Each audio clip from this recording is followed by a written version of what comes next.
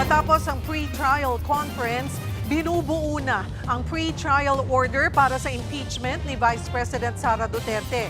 Si Senator Ping Lacson, pinaghihinay-hinay ang prosekusyon at depensa sa pagkukomento tungkol sa kaso laban sa bise. Nasa frontline ng balitang yan, si Mayan Los Baños.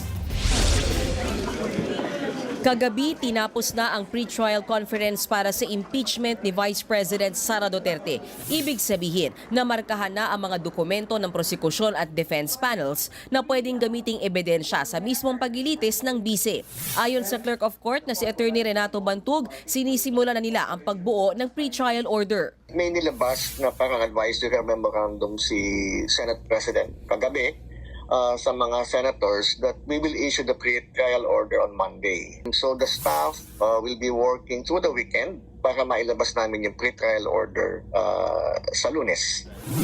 Sabi ni Bantug, may 3 araw o hanggang July 2 ang prosekusyon at depensa na magkomento sa mabubuong pre-trial order. Wala din naman daw inaasahang malaking pagbabago rito kahit magkomento na ang magkabilang kampo. Lalamanin ng pre-trial order ang napagkasunduan sa pre-trial conference. Base yan sa ipinresentang mga ebidensya, testigo, schedule at petsa ng paglilitis. Sa ngayon, nananatili raw na sa July 6 magsisimula ang impeachment trial.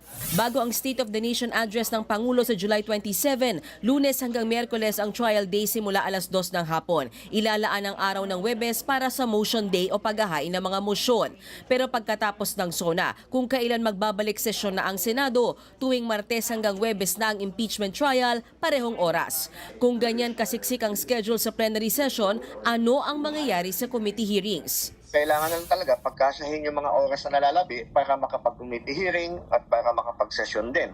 But kung masusunod naman na Tuesday, Wednesday, Thursday after SONA, then merong time naman na gawin yun ng Lunes.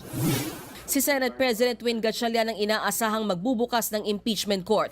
Oras na mag-convene ng korte, doon pa lang magdedesisyon mismo kung maghahalal pa ba ng ibang senator judge para maging presiding officer o ang leader na ng Senado ang mangunguna sa paglilitis. Samantala, iginiit ng senator judge na si Senator Ping Lacson na bago pa raw maganap ang impeachment trial ay may nagaganap na umunong paglilitis mula sa tinatawag niyang hukuman ng public opinion. Kaya panawagan niya sa impeachment court, payuhan ang prosekusyon at defense panel na umiwas na muna sa pagkukomento sa merit ng kaso. Kailangan daw kasing mapanatili ang integridad ng totoong paglilitis sa bise. Pero pagilinaw ng senador, wala namang masamang talakayin ang proseso ng impeachment na mas magpapaliwanag sa kaalaman ng publiko. Pangamba niya lang daw na baka maapektuhan ang tunay na bigat ng kaso. Nagbabalita mula sa Frontline, Mayan Los Baños, News 5. Mga kapatid, Cheryl Cosing po. Maging maalam at may pakialam sa mga napapanahong issue at headlines. Mag-follow at mag-subscribe na sa social media pages ng News 5.